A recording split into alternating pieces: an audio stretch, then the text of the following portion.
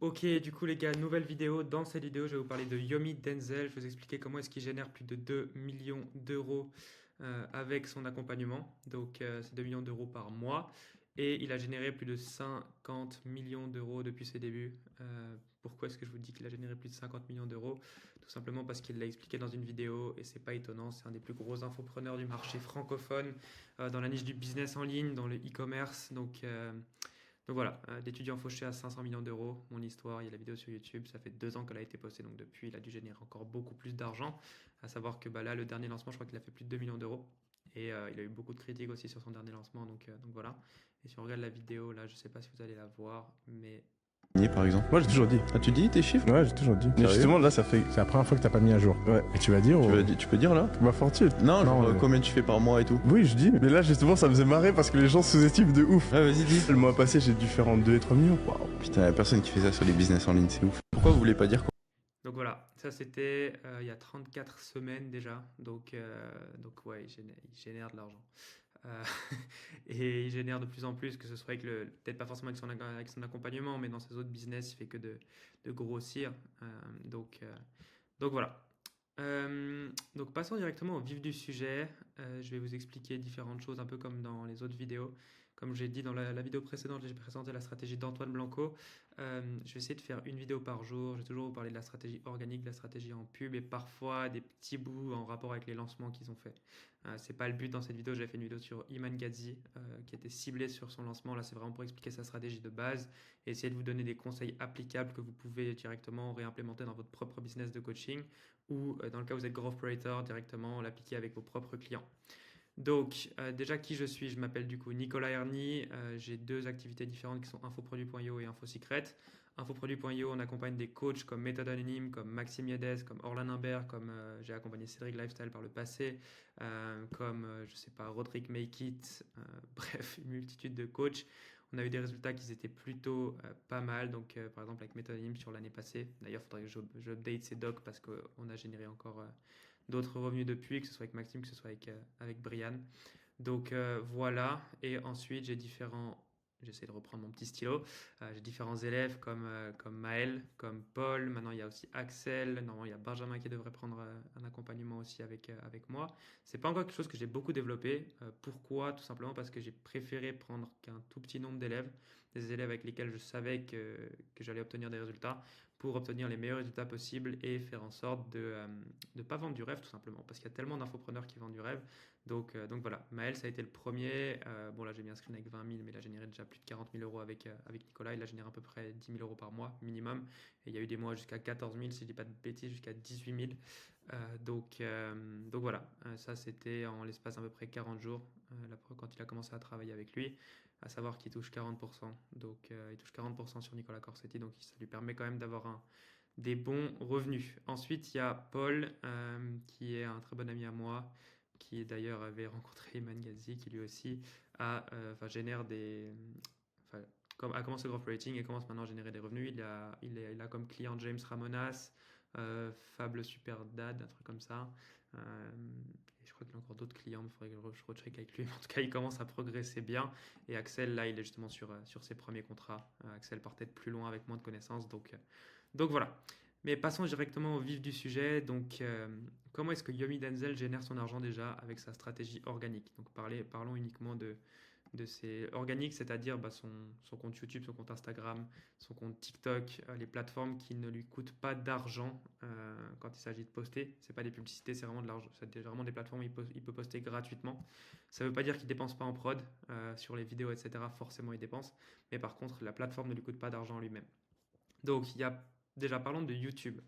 Donc, il faut savoir que tout son contenu, en général, est redirigé vers YouTube. Pourquoi? Parce qu'il fait du format long. Et du format long, ça permet de faire de la lead nurture. Et la lead nurture, ça permet de qualifier les prospects, de faire en sorte que ce soit des meilleurs prospects. Les gens consomment en fait plus de contenu. En français, ça voudrait dire nourrir le prospect. Mais en gros, il emmène tous ses prospects toute son audience sur YouTube parce que les gens ils vont regarder des contenus qui sont plus longs et du coup, ils vont être plus qualifiés par rapport à ses offres. Ils vont faire plus confiance à Yumi Denzel, ils vont avoir plus envie d'acheter. Ensuite, il a son podcast Sans permission avec Antoine Blanco et Oussama Hamar qui génère énormément de trafic. Tout ce trafic est redirigé vers sa chaîne YouTube. Sa chaîne YouTube, pareil, il fait plein de vidéos qui ont pour unique but de générer un maximum de trafic. C'est-à-dire qu'il va faire des podcasts. Podcast, c'est quelque chose d'extrêmement intéressant parce que du coup, il a non seulement le format long, et il fait venir des intervenants qui eux-mêmes ont beaucoup d'abonnés, comme Anthony Bourbon sur cette vidéo, comme comment elle s'appelle, Kelly Massol avec Les Secrets de Loli, sa marque. Elle est aussi très connue sur le marché français. Les deux sont intervenants dans Qui veut être mon associé. Donc c'est des gens qui sont quand même très connus et son but en fait principal c'est de générer un maximum de trafic. Sa cible, c'est des personnes qui sont débutantes. Donc en général, c'est des jeunes hommes qui sont débutants, qui n'ont pas d'expérience dans le business, qui veulent avoir la liberté géographique, la liberté financière, etc. Et donc ce genre de contenus sont parfaits. Pareil, la vidéo qu'on voit ici, un millionnaire réagit aux scènes cultes de films sur le business. C'est pas comme ça qu'il va apporter de la valeur à son audience. Il va en apporter un petit peu, oui, mais par contre, ça va surtout attirer une audience qui est jeune et qui veut générer beaucoup d'argent en ligne, qui a l'impression que ça va être simple de générer des revenus. Et voilà, donc il promet un petit peu cette liberté géographique, cette liberté financière, etc. Et le fait que c'est assez simple de générer des revenus en ligne. Euh, un petit peu moins, je dirais, authentique et vrai qu'Antoine Blanco, mais par contre, c'est différent. Moi, par exemple, c'est quelqu'un qui m'a fasciné quand j'ai commencé à mes débuts, et je vais jamais cracher sur des gens comme ça, même si leur contenu est un peu plus vendeur de rêve, mais par contre, c'est un début. En fait, pour ces personnes qui vont regarder son contenu, ça va être un début à potentiellement une grosse carrière derrière dans le business. Donc, c'est vraiment une première étape, et après, bon, dans sa formation, il y a de la valeur. Il a quand même été assez critiqué, je crois, sur sa formation parce qu'il revendait souvent les mêmes choses. Donc voilà, mais après au final il fait beaucoup de contenu, comme je disais, pour générer beaucoup de trafic. Donc des contenus qui justement génèrent beaucoup de vues. Bah là, fait ça et devient riche en 2025. Je crois que ça c'était pour son lancement, si je ne dis pas de bêtises. Ouais, ouais. Je vous en parlais juste après, mais la principale les principaux contenus qu'il fait, c'est ce genre de contenu-là. Il gagne 35 millions par an, Anthony Bourbon, machin, Kelly Massol, il fait venir des intervenants, ou bien il explique, il fait des vidéos un petit peu, regarde ces 50 minutes si tu veux devenir millionnaire en 2025. Ça, c'était la conférence qu'il avait fait à l'événement de Antoine Blanco à Paris. Je le sais parce que Brianne est également une cliente d'Antoine Blanco sur son accompagnement. Elle l'a pris en plus pour avoir plus de connaissances. Et donc, elle avait été invitée par Antoine Blanco parce que c'est à l'heure actuelle une des meilleures élèves d'Antoine Blanco aussi. Bref, il fait plein de contenu en mode entrepreneur vs arnaqueur. Ça fait un peu penser au format de Squeezie qui génère beaucoup de vues et du coup beaucoup de vues sur une audience qui est plus jeune. Donc, il teste plein de trucs comme ça sur Instagram. Il avait fait ses challenges où il mettait deux personnes en concurrence, où elles devaient pitcher leur business et ensuite il choisissait la meilleure personne. Je crois il donnait à cette personne 100 euros ou un truc comme ça. Et bref, le système ultime pour apprendre 10 fois plus vite. C'est un peu des conseils bateaux, mais pour une audience débutante, c'est extrêmement intéressant. Donc, bref, un contenu qui est éducatif, mais pour une personne qui est vraiment débutante et qui va vraiment attirer une audience assez jeune et débutante qui veut se lancer dans le business. Ensuite, il a aussi différents contenus sur ces genres de contenus, il redirige quasiment tout son trafic vers Minea, qui est son software. Je ne sais pas exactement à quoi il sert, je crois que c'est pour trouver des produits gagnants. Il y a aussi Mindeo, je vais en parler juste après, mais bon, par exemple là, il a fait sur cette vidéo-là, c'était une vidéo pour un lancement. Donc il redirigeait tout son trafic vers une sorte de page comme ça. C'était un lancement avec un challenge, donc un challenge c'est simplement le fait de rediriger tout son trafic vers un challenge qui va durer un certain temps, donc 5 jours, c'est une sorte d'événement qui va durer, là c'était un challenge sur 5 jours avec 5 vidéos différentes ou 5 lives différents. Et le but c'est de générer un maximum de trafic, en peu de temps faire un maximum de lead nurture, donc de nourrir ses prospects avec un format long pour qu'ils fassent confiance à Yomi Denzel et qu'à la fin du challenge, ce soit des prospects qualifiés qui veulent acheter le programme de Yomi. Donc, en gros, sur son dernier launch, là, il avait fait ça. Il avait redirigé toute son audience sur une vidéo. Il a fait une vidéo sur YouTube. Il a fait des vidéos sur Instagram qui redirigeaient vers cette page-là. Après cette page-là, il y avait un opt-in. On rentrait cette information, donc j'avais rentré les miennes. Et ensuite, une mini VSL avec une redirection sur un groupe Telegram. Je ne sais pas écrire. Redirection. Bref, sur un groupe Telegram, on se retrouve sur un groupe Telegram dans lequel il fait. Je peux ouvrir le groupe Telegram ici, mais en gros, c'était un groupe Telegram dans lequel. Bref, il disait qu'il allait faire un challenge, que c'était quelque chose qu'il n'avait jamais fait jusqu'ici, que c'était quelque chose, le plus gros projet de sa vie, un peu comme il fait à chaque fois, on va pas se mentir. Mais par contre, c'est pour une audience débutante, ça marche très bien. Donc pourquoi faire autre chose alors que ce qu'il fait, ça a toujours très bien marché. Et à la fin, forcément, il utilise de la scarcity. comment on appelle ça en français, mais la peur de louper l'opportunité en fait. Il utilise l'urgence, où il dit dernière chance pour réserver votre appel, machin, des dizaines de personnes ont déjà profité de leur appel stratégique gratuit. Aujourd'hui, c'est le dernier jour avant la fermeture. Bref, il crée, il envoie aussi beaucoup de case studies, donc des témoignages clients pour créer de la confiance, pour que les gens lui fassent confiance tout simplement, pour qu'ils se disent moi aussi j'ai envie d'être comme ce jeune de 17 ans qui a fait 2 millions d'euros, enfin bref, comme Étienne. Et donc forcément, ils vont lui faire confiance, plus la scarcity, donc ça pousse les gens à l'achat, des achats assez impulsifs et rapides. Et sur ce groupe, par exemple, il y a 174 000 personnes. Donc il y avait aussi des ads qui redirigeaient vers ce challenge. Mais bref, énormément de gens. Et donc forcément, une partie de ces gens-là vont finir par acheter. Et il suffit que 1% de cette audience achète et il a déjà fait énormément d'argent. Je crois que sur ce lancement, il a fait 2 millions. Mais il avait été assez critiqué sur ce lancement parce qu'il reproduisait un petit peu ce qu'il avait déjà fait par le passé. Mais bref, si on revient là-dessus, ensuite, du coup, toute cette audience est redirigée sur des sales calls. Comme il disait là, c'est la dernière chance de réserver votre appel. Donc, il redirige ces gens-là sur des sales calls. C'est un appel de vente. Il se retrouve sur un appel de vente avec un closer. Ce closer a pour unique but de vendre la formation Udemy au prospect. Et puis, du coup, ils font beaucoup d'argent en l'espace de très peu de temps. Je crois que je viens de déplacer tout le truc. Ouais, ils font beaucoup d'argent. C'est pour ça que j'ai mis beaucoup de petits sacs de cash. Ils font beaucoup d'argent en très peu de temps avec ces lancements. Sur ces stratégies de base, pareil, quand il redirige les gens vers Minea, son software, je crois que c'est le sien. Je ne suis pas sûr que ce soit le sien, mais il me semble que c'est sa plateforme à lui. Donc ensuite, soit c'est sa plateforme à lui, soit il a un lien affilié. Avec son lien affilié, il redirige vers un opt-in, il récupère les informations. Et ensuite, derrière, tu te retrouves sur une page comme ça où les gens achètent le software. Ou bien si jamais ils n'achètent pas directement, du coup, ils ont leurs infos, ils vont les relancer par email pour leur vendre le software. Donc, de nouveau, c'est un software qui sert uniquement à des personnes dans la niche du e-commerce, mais vu que Yomi Denzel parle que de ça, voilà. Après, il a une autre grosse source de revenus qui est son lien affilié avec Shopify. Je pense qu'il doit générer beaucoup d'argent avec ça. Je ne sais pas exactement ce que c'est l'affiliation sur Shopify, mais ça doit être super intéressant parce que il le propose dans chacune de ses vidéos. Si jamais c'était pas intéressant, il ne le ferait pas. Donc, de nouveau, il génère du cash en redirigeant les gens vers un abonnement Shopify. Et ensuite, chaque mois, il touche une commission sur chaque client qui rapporte. Donc voilà. Et sur une autre vidéo que j'ai arrêté de regarder, donc qui date d'il y a beaucoup plus longtemps, c'était en septembre 2024, j'ai vu qu'il redirigeait aussi vers un Skool. Donc il y a moyen qu'il ait fait un lancement sur Skool ou qu'il ait utilisé Skool comme aussi un autre moyen de lead nurture.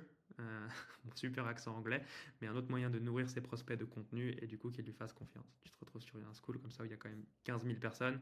Donc c'est 15 000. En fait, l'audience qui est sur YouTube, c'est pas forcément une audience qui est qualifiée. C'est une audience qui va regarder son contenu et qui va le découvrir. Mais les gens qui arrivent sur ce genre de page, comme celle-là, comme ces challenges, comme son school, c'est que des audiences qualifiées. Donc là, c'est vraiment 15 000 prospects. Donc imaginons qu'ils convertissent, je sais pas, 10% de son audience, donc ça fait 1500 personnes sur un produit à 1000 balles. Il a fait 1,5 million. Donc, et voilà, et il en a énormément des choses comme ça. Il a son Telegram sur lequel il y a 174 000 personnes. Je parle en Suisse là, mais il a 174 000 personnes sur son Telegram, donc forcément, de nouveau, c'est que des prospects qualifiés. Pareil pour les prospects qui sont sur son school. Pareil pour les gens qui remplissent l'opt-in mais qui ne rejoignent pas le Telegram. Il a une multitude de personnes qui savent pertinemment qu'elles sont qualifiées et qu'elles ont envie d'acheter ces produits.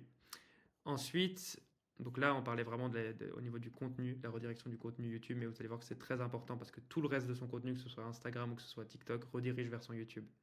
Donc c'est vraiment son YouTube qui va ensuite redistribuer toutes ces personnes-là vers différents canaux qui vont permettre de convertir ses prospects et du coup de générer de l'argent. Il a une multitude de sources de revenus différentes. C'est pas quelque chose que je recommande forcément à quelqu'un qui est débutant.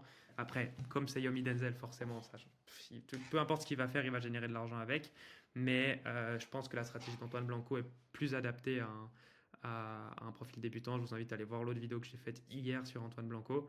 C'est un peu plus simple, disons, à comprendre et tout est redirigé vers c'est un seul funnel en fait, qui est juste dupliqué. Bref, allez voir la vidéo sur Antoine Blanco. Mais petit placement de mon autre vidéo là. Mais franchement, il y a beaucoup de valeur. Je prends le temps de faire ces vidéos et j'essaie d'en faire une par jour, donc ça vaut la peine de les regarder si jamais si jamais vous voulez apprendre des informations par rapport à l'infoprenariat, que ce soit pour votre business ou pour vos clients. Je sais pas pourquoi j'ai collé un lien ici. On va l'enlever. Tac. Mais en gros, dans la bio de son compte YouTube, aussi, il redirige vers différentes choses. Donc, il y a ses formations. Là, comme on a vu, il ne redirige pas vers ses formations. En tout cas, à part sur les moments du lancement, il ne les redirige pas vers Mindeo. Là, il redirige vers ses formations. Donc, soit mes formations, et du coup, on se retrouve sur cette page-là, la page de Mindeo, où il y a son cours, justement. Donc, c'est d'abord une page, quand on clique sur le bouton Explorer les informations, donc ça, c'est la landing page. On se retrouve sur une autre page avec les informations de Yomi directement sur sa formation. Quand on clique sur Rejoindre la formation, on se retrouve sur Succès, enfin, on descend sur. En fait, c'est comment dire, one page, je crois que ça s'appelle comme ça. Et quand on scroll en fait au fur et à mesure, on va se retrouver sur cette page-là. Puis peu importe sur quel bouton on clique, on va se retrouver sur cette section-là du site internet qui va nous permettre d'acheter la formation. Et là, c'est un achat direct, donc il n'y a pas d'appointment setter, il n'y a pas de closer. C'est vraiment un truc qui fait du contenu et sans avoir besoin de payer personne, il génère de l'argent derrière. Et puis paiement en 2 fois disponible aussi. Donc voilà. Et ensuite, il y a du coup sa formation gratuite qui est directement une formation sur YouTube. Donc si jamais on clique dessus, je peux vous montrer rapidement. Dans cette vidéo, on va vous expliquer Une formation qui dure 2 heures et qui explique exactement comment créer une boutique Shopify de A à Z et comment se lancer dans le dropshipping et générer de l'argent avec ce business. Donc, mince, mauvaise page. Hop, si on revient ici, où est-ce que c'est? Ouais, voilà. On peut regarder la description. Dans la description, il y a différentes choses. Il y a soit la liste des 100 produits gagnants, enfin bref, une redirection vers Mindeo, vers sa formation. Du coup, ce sera ce lien-là. Donc, on se retrouve sur un opt-in où on rentre nos informations et dès qu'on a rentré nos informations, on se retrouve sur une page avec un bouton pour réserver un appel et ensuite, on peut directement réserver un appel. Après l'appel, on se retrouve la personne qui réserve l'appel se retrouve sur un sales call, de nouveau avec un closer qui lui va s'occuper de closer et du coup de collecter de l'argent. Donc, de nouveau, une nouvelle source de revenus ici. Et puis du coup, ce lien-là est constamment là. Donc si jamais on clique sur la formation payante, on se retrouve directement sur le truc Mindeo. Si jamais on clique sur la formation gratuite, on a d'abord 2 heures de lead nurture, de nouveau, on nourrit le prospect d'informations pour que les gens lui fassent confiance. Il y a aussi des moments où il va parler de les résultats clients, que c'est ses clients obtenus, etc. Et ensuite, il redirige sur donc Mindeo directement. Et il y a aussi dans la description, il y a d'autres liens. Un vers un fichier comme celui-là, qui a du coup deux redirections principales, qui c'est de nouveau le Shopify, où du coup il va de nouveau toucher de l'argent de manière affiliée. Et ici aussi vers Minea, donc je pense que c'est son software, et récupération des informations de nouveau avec un opt-in. Donc ici on a juste à entrer notre email et ensuite essai gratuit sur Minea et après les gens ils convertissent automatiquement. Il y en a certains qui vont convertir, d'autres pas, mais de nouveau ils collectent du cash à cet endroit-là. Donc il y a vraiment énormément de sources d'endroits où ils collectent de l'argent. Ensuite, il y a Mindeo. Mindeo, je vous en ai déjà parlé. Et il y a une troisième chose qui est Build Your Store. Je crois que Build Your Store est gratuit. Ça permet de créer une boutique Shopify de manière gratuite, créée par l'IA en moins de 2 minutes. Mais de nouveau, il redirige du trafic vers Shopify. Et c'est Shopify qui va lui payer une commission sur tout ça. Qui va lui payer en tant qu'affilié. Je ne sais pas s'il a acheté des parts de Shopify aussi, mais en tout cas, il génère beaucoup d'argent aussi en affiliation avec Shopify. Donc voilà pour YouTube. Maintenant, si on regarde Instagram, c'est assez simple. Donc tout son contenu, il a ses différents contenus, donc les contenus qui sont épinglés, qui sont pour la trust, enfin pour la confiance, j'aurais pu écrire ça en français, mais en gros, là c'est un post qui montre comment il a acheté une Rolls-Royce pour son frère. Là, c'est un post qui montre les cadeaux de Noël, si je dis pas de bêtises, qu'il a offert à sa famille, donc la Tesla pour sa mère, la Porsche pour son père. Bref, une Rolex, je crois, encore. Enfin bref, plein de trucs, vous pourrez aller voir si vous voulez. Et ça, c'est juste un post un peu lifestyle, etc. pour vraiment montrer que il est vraiment ce qu'il est. Enfin, il est vraiment ce qu'il dit. C'est-à-dire qu'il est vraiment millionnaire. Tu peux pas acheter une Rolls-Royce à 450 000 balles si jamais tu n'es pas millionnaire. Donc voilà. Et ensuite, dans ses posts en dessous, il génère beaucoup de posts qui sont pour générer du trafic. Comme je disais, il fait des podcasts, ce qui lui permet de les clipper. Les clipper, c'est tout simplement les découper en plein de morceaux. Donc, il les repose sur ses différents réseaux comme Instagram et comme TikTok. Et il a différents réels aussi avec des CTA qui, du coup, ces réels avec des CTA, il redirige directement vers un appointment setter. Donc, c'est un réel dans lequel il va dire commente ça ou bien écris-moi ça en DM. Et ensuite, du coup, il y a un appointment setter qui prend le relais, soit un appointment setter physique, soit un appointment setter IA, qui va du coup réserver des appels avec ces gens-là. Et ensuite, ces gens-là se retrouvent sur un appel de vente. J'ai encore déplacé le truc. Sur un appel de vente et un closer va du coup leur vendre la formation et récupérer du cash. Voilà, donc ça c'était là les différents réels que j'ai sortis, c'était des réels qui étaient en rapport avec son lancement. Le dernier lancement qu'il a fait, donc celui-là avec le challenge. Donc c'était que des réels où il disait écris-moi challenge en commentaire et je t'envoie le truc pour accéder au challenge. Donc il leur envoyait ça ensuite en DM. Je pense que j'ai essayé de le faire, mais j'ai rien reçu. Je pensais parce que le challenge est déjà terminé vu que l'événement était du 5 au 8 janvier, non, du 5 au 10 janvier si je dis pas de bêtises. Donc voilà. Mais bref. Et puis si on regarde du coup aussi ça, tous ces contenus, du coup il n'y a pas de CTA, mais par contre c'est des contenus qui ont été filmés sur YouTube, donc ils redirigent sur YouTube. Pareil, si on clique dans sa bio, ici on est automatiquement, enfin le lien qu'il y a dans sa bio, il redirige directement vers son compte YouTube principal. Et à savoir aussi que Midazel, à un moment, je crois qu'il avait fait plusieurs comptes sur lesquels il postait une multitude de réels comme il avait fait Andrew Tate, etc. Sauf que c'est une stratégie que je crois qu'il a abandonnée parce que tous ces autres comptes qui ont genre 100 000 abonnés, etc., ils sont abandonnés. Il n'y a plus de posts dessus. Donc je pense pas que ce soit un élément principal de sa stratégie, mais c'est quand même intéressant de le savoir. Je pense qu'il fait juste des podcasts qui lui permettent de faire du contenu assez rapidement en l'espace de 2 heures et ensuite il fait un podcast de 2 heures et ensuite il peut de ce podcast de 2 heures faire 200 shorts par exemple qu'il va poster sur 200 réels ou 200 shorts qu'il va poster sur YouTube, sur Instagram, sur TikTok, etc., sur les différentes plateformes de contenu short form content, contenu court. Donc voilà, et là sur TikTok, c'est les mêmes réels qui sont postés sur Instagram. Simplement, ce que j'ai remarqué, c'est que sur le contenu de TikTok, il y avait beaucoup de. Enfin, ces 3 réels épinglés, par exemple, sont 3 réels où ils critiquent l'école. Dans le sens où, ouais, l'école, ça sert à rien, machin, etc., où ça sert quasiment à rien, pour vraiment, du coup, de nouveau toucher une audience qui est jeune, qui en a marre des cours et qui veut arrêter les cours, etc. Et je pense que c'est assez stratégique d'avoir épinglé ces 3 réels-là, mais de nouveau, il redirige avec des commentaires, etc., avec des CTA, et il redirige aussi son contenu YouTube, du coup, de nouveau vers son compte, son contenu TikTok, il le redirige vers son compte YouTube principal. Et du coup, YouTube, c'est vraiment son moyen principal de convertir son audience. Donc ça, c'est pour la stratégie organique. J'espère que j'ai été clair, mais je pense que là, si on regarde la stratégie principale qu'il y a dans tout ça, c'est vraiment de clipper son contenu. C'est-à-dire qu'il fait du contenu long, qu'il va ensuite pouvoir découper, que ce soit ses contenus entrepreneurs vs arnaqueurs, que ce soit ses contenus comme celui-là, par exemple, un millionnaire réagit au Seine-Culte, il peut tout découper ce genre de contenu. Il y a certains contenus comme celui que je suis en train de faire actuellement, c'est dur de le découper parce qu'un bout de la vidéo n'aurait pas de. Enfin, je pourrais refaire des petites vidéos que je referais en plus, mais je pourrais pas découper cette vidéo en plein de contenu court. Ça aurait pas de sens et ça vaudrait. Ah d'ailleurs, j'ai un call sur lequel il faut que j'aille. Mais ça n'aurait pas de sens de découper cette vidéo en plein de contenu court. Alors que des podcasts, des contenus comme celui-là, des contenus convainc-moi en 60 secondes et gagne, je crois que c'était 100 000 euros, ceux-là, il peut les découper facilement parce qu'il y a plein d'intervenants, il y a plein de personnes qui interagissent, etc. C'est simple de découper ce genre de contenu. Et ensuite, il y a sa deuxième source d'acquisition qui est les publicités. Donc, il fait une multitude de pubs. Mais elles sont lancées uniquement pendant les moments où il fait des challenges, pendant les moments où il fait des lancements, pendant les moments où il fait des réductions. C'est-à-dire que là, à l'heure actuelle, il n'y avait aucune pub active. Je ne sais pas si c'est fait exprès ou pas, mais si jamais on regarde les publicités, par exemple, on s'appelle.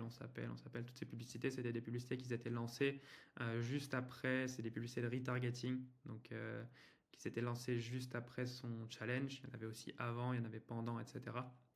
Et donc des publicités sont lancées au moment de ses launches, donc de ses lancements, et pour les grosses réductions occasionnelles sur ses programmes. Et du coup, il les redirige, elles sont lancées pour une multitude de choses variées, enfin dans le sens où il les redirige vers une multitude de choses différentes, que ce soit Mindeo, que ce soit Minea, que ce soit directement des calls. Par exemple, cela il redirigeait, si jamais on cliquait sur Book Now, on se retrouvait sur une page Calendly où on pouvait directement réserver un appel. Et donc voilà, ou bien là j'ai mis appointment setter, mais en soi il n'y a même pas d'appointment setter. Peut-être qu'il y en a dans le sens où parfois il récupère les informations de l'audience, donc il va se retrouver avec leur numéro de téléphone, etc. Et un appointment setter pourrait utiliser ce numéro de téléphone pour aller les contacter sur WhatsApp et ensuite les amener sur un sales call où il y a des closers qui vont prendre cet appel et les convertir. Mais voilà, je trouve que sa stratégie est bien, mais je pense qu'il y a une multitude de choses qu'il pourrait optimiser. Par exemple, je pense pas que ce soit l'endroit où il gagne le plus d'argent, c'est pour ça qu'il ne l'optimise pas. ou peut-être que c'est moi qui dis une bêtise, mais en tout cas, si on regarde Antoine Blanco, par exemple, au lieu de Calendly, il a iClose, parce que ça lui permet déjà de traquer beaucoup plus de statistiques. Au lieu de booker directement des appels, il a toujours des moyens de qualifier d'abord. Je pense que la grosse différence entre Yomi Denzel et Antoine Blanco, c'est que bon, Yomi, déjà, il vend une audience qui est plus jeune, qui a moins d'argent, du coup, il vend pour moins cher. Antoine vend une audience un peu plus qualifiée pour plus d'argent. Yomi vend une multitude de produits qui sont aussi pas chers, comme tous les produits en affiliation, etc., comme les abonnements, les Shopify, les trucs, etc. Il vend moins de... Par exemple, Antoine Blanco, son unique produit, c'est son high ticket, qui est son accompagnement. Mais du coup, il a un seul produit, il se concentre sur un seul produit. Et donc, je pense que si Yomi Denzel potentiellement se concentrait sur un seul produit, ça lui permettrait de potentiellement générer plus d'argent. À l'heure actuelle, il a une audience, enfin, il touche des centaines de milliers de personnes et il est reconnu dans tout le marché francophone pour ce qu'il fait, même le marché anglophone. Donc, il pourrait aussi potentiellement accompagner des personnes qui sont un peu plus, enfin, qui ne sont pas débutantes. Je ne sais pas s'il le fait à l'heure actuelle, je n'ai pas trouvé d'informations par rapport à ça.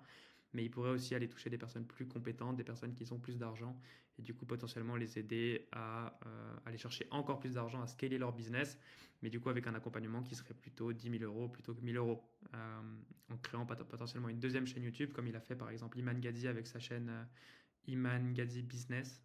Là, il touche une audience beaucoup plus qualifiée que son audience de base, où son audience de base, il va chercher à rediriger sur les agences, sur la création d'agences, dans le cas de Iman Gadzhi. Dans le cas de Yomi Denzel, c'est la création de business dropshipping. Mais je pense qu'il pourrait, avec son audience à l'heure actuelle, aller toucher une audience plus qualifiée et du coup aller générer une source de revenus en plus, mais je ne suis pas sûr que ce soit forcément son objectif. S'il ne le fait pas à l'heure actuelle, c'est que ce n'est pas forcément son objectif. Au niveau de ses sources de revenus, au niveau des informations importantes à retenir, il y a différentes petites choses dont j'aimerais parler. Il y a déjà ses sources de revenus. Il a une multitude de sources de revenus différentes, que ce soit l'affiliation, les formations, les SaaS, les partenariats. Et il gagne de l'argent partout, ce qui lui permet de s'assurer de toujours, je sais toujours pas écrire, c'est un truc de ouf. Vous m'excusez pour les fautes d'orthographe, c'est vraiment pas mon fort. Ce qui lui permet de toujours s'assurer d'avoir une certaine stabilité au niveau de ses revenus. C'est-à-dire que même si tout d'un coup son accompagnement il passe de 2 millions par mois à 0, il aura toujours toute son affiliation avec Shopify, il aura toujours enfin bref, il aura toujours plein de choses sur lesquelles il peut générer de l'argent. Ensuite, il délègue pour plus de speed. Ça, c'est quelque chose que j'avais écrit aussi avec Antoine Blanco. Mais toute la partie conversion, soit elle nécessite aucun humain, enfin aucun humain dans le sens où il convertit directement comme avec ce tunnel de vente où il va directement rediriger vers sa formation, ou bien soit quand il fait des lancements, il redirige sur des sales calls, etc. Mais c'est pas lui qui prend les sales calls, c'est toujours des équipes. Donc il délègue pour avoir plus de speed et pouvoir se concentrer sur la partie la plus intéressante qui est pour lui du coup la création de contenu. Ouais, en fait, il peut se concentrer pleinement sur la chose qui lui fait gagner le plus d'argent, qui lui génère plus de trafic, et du coup, c'est la création de contenu. Il cherche toujours à générer un max de trafic. Donc, sa cible comme je disais, sa cible c'est une cible plutôt débutante, plutôt jeune et qui n'a pas beaucoup d'argent. Des jeunes entrepreneurs qui rêvent de liberté financière et géographique. Il les cible avec différents concepts qu'il invente sur les réseaux sociaux comme entrepreneur vs arnaqueur. Et comme je disais, ça fait penser un peu à Squeezie. Squeezie touche aussi une audience qui est plutôt jeune, qui est plutôt... une audience jeune tout simplement. Donc je pense que même les idées à l'heure actuelle de Yomi, il les a aussi retirées il les a tirées aussi des gros infopreneurs, des gros influenceurs francophones comme Squeezie, comme Joyka, comme ce genre de personnes. Et puis du coup, il a essayé de les adapter au business et ça a l'air de plutôt bien marcher. Et ensuite, donc une autre partie de sa grosse stratégie, c'est les podcasts plus le fait de clipper ses podcasts. Donc le clipping, c'est justement le fait de découper ses podcasts en plein de shorts pour générer un maximum de trafic. Donc il fait toujours énormément de podcasts en y invitant différents intervenants, possédant eux-mêmes une audience. Donc par exemple Anthony Bourbon, Kelly Massol, comme on a parlé avant, bref, une multitude de personnes qui ont eux-mêmes une audience. Donc il prend l'audience de ces personnes-là, tout le trafic généré par ces personnes-là, tout d'un coup il se reflète sur Yomi Denzel, et donc forcément il va aussi toucher beaucoup plus de personnes. Et que ce soit sur sa chaîne personnelle ou celle de Sans Permission, il crée un maximum de contenu qu'il peut ensuite découper qui peut ensuite être découpé par des clippers pour qu'il puisse le poster sur d'autres plateformes comme Instagram, TikTok, où il va encore générer plus de trafic. C'est une manière efficace d'optimiser son temps en créant une vidéo qui en fera ensuite des centaines d'autres. Donc voilà, les résultats clients. Il poste beaucoup de résultats clients, il parle beaucoup des résultats de ses propres clients, etc. pour justement créer encore plus de confiance avec son audience. Et il a un très bon système de lead nurturing, c'est-à-dire qu'il va toujours rediriger enfin, les personnes qui viennent de ces plateformes de contenu court comme Instagram, TikTok, etc. Parce que c'est sur ces genres de plateformes qu'il va faire beaucoup de vues en très peu de temps, mais ça va pas être une audience qualifiée. Donc il redirige toutes ces personnes-là sur des contenus longs comme YouTube pour justement nourrir ses prospects et qu'ils le connaissent davantage. Donc voilà, après, justement, comme j'ai dit, parfois il y a des choses que je ne comprends pas dans la stratégie actuelle de Yomi Denzel, c'est que ça va un peu dans tous les sens, contrairement à Antoine Blanco. D'ailleurs, je crois que le doc, il est juste à côté. Ouais. Donc dans la stratégie d'Antoine Blanco, c'est légèrement plus structuré, tout va au même endroit. Enfin, tout est dans un seul but. Et ça lui permet de traquer les statistiques, de savoir exactement ce qu'il doit améliorer dans la stratégie de Yomi Denzel. J'imagine bien qu'il traque ce qu'il fait au niveau où il en est. Mais c'est vrai que ça va dans tous les sens. Et du coup, peut-être qu'il y a une raison derrière, mais je pense que ça serait potentiellement plus intéressant d'aller cibler une audience plus qualifiée.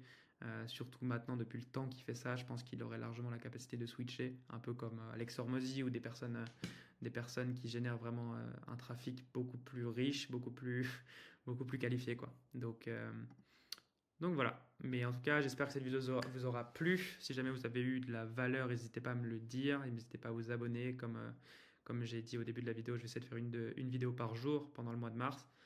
Je vais faire de mon mieux. Mais en tout cas, c'est quelque chose qui me prend beaucoup de temps. Donc voilà, je vais essayer de faire de mon mieux. Et puis si jamais vous êtes un coach, infopreneur, influenceur qui veut avoir de l'aide sur le fait de vendre son coaching, n'hésitez pas à venir m'écrire sur Instagram. Je m'appelle Nicolas Erny sur Instagram, c'est pas compliqué. Pareil pour des personnes qui veulent devenir growth creator, donc qui veulent faire le même job que moi, c'est-à-dire accompagner des infopreneurs à monétiser leurs audiences et toucher une commission sur ce qu'on va faire pour ces infopreneurs. N'hésitez pas à venir m'écrire aussi, c'est avec grand plaisir qu'on discute. Et si jamais vous avez tout simplement des questions, je ne suis pas là uniquement pour faire du fric, sincèrement. Donc n'hésitez pas à venir m'écrire et on pourra voir tout ça ensemble aussi. Avec grand plaisir si jamais je peux vous aider à vous sortir d'une situation où vous êtes dans le flou ou quoi que ce soit.